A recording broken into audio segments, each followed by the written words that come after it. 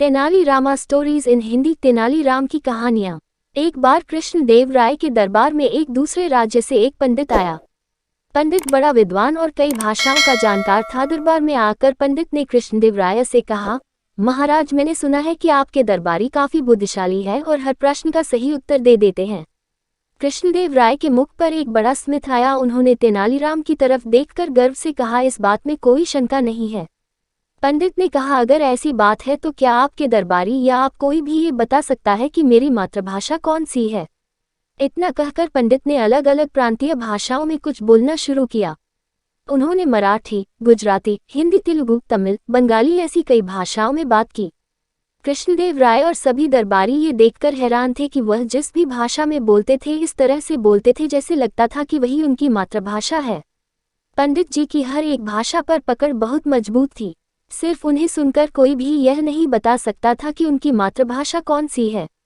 कृष्णदेव राय और सभी दरबारी जब इस प्रश्न का उत्तर दे नहीं पाए तब कृष्णदेव राय ने बड़ी उम्मीद से तेनालीरामा की तरफ देखा। तेनालीराम ने कहा, मुझे कुछ दिनों की मोहलत दे दीजिए, मैं इस प्रश्न का उत्तर जरूर दे दूंगा। तब तक आप पंडित जी को हमारे राज्य में अतिथि की तरह रहने का आमंत्रण दीजिए और मेरी इच्छा है कि मैं इतने विद्वान पंडित जी की कुछ दिनों तक सेवा करूं। कृष्णदेव राय ने पंडित जी को अपने राज्य में मेहमान की तरह रहने के लिए कहा। पंडित जी मान गए। उस दिन से पंडित जी को बड़े ठाट बाट से राजमहल में अतिथि की तरह रखा जाने लगा और तेनालीराम खुद उनकी सेवा में लगे। एक दिन जब पंडित जी एक पेड़ के नीचे बैठे थे, तेनालीरामा ने उनके पैर छूने के बहाने से उनके पैर में कांटा चुभा दिया। दर्द से पंडित जी चिल्लाउट और तमिल में अम्मा अम्मा बोलने लगे। 2-3 दिनों बाद जब फिर से सभा आरंभ हुई तो पंडित जी ने कहा, अब तो कई दिन बीत चुके हैं, क्या आप में से कोई मेरे सवाल का जवाब दे पाएगा या नहीं? तेनालीराम खड़े हुए सबके सामने बोले, पंडित जी, आपकी मातृभाषा तमिल है। इससे पहले कि कोई कुछ बोलता पंडित जी खुद ही ताली बजाने लगे और तेनालीराम को शाबाशी देते हुए कहा कि तुम बहुत बुद्धिमान हो, मुझे बताओ कि तुम्हें कैसे पता चला कि मेरी मातृभाषा तमिल है, कोई और नहीं? तेनालीराम ने कहा, बड़ा आसान था पंडित जी, जिस दिन मैंने आपके पैर में कांटा चुभाया था तब आपके मुंह से जो शब्द निकले थे वह तमिल में थे।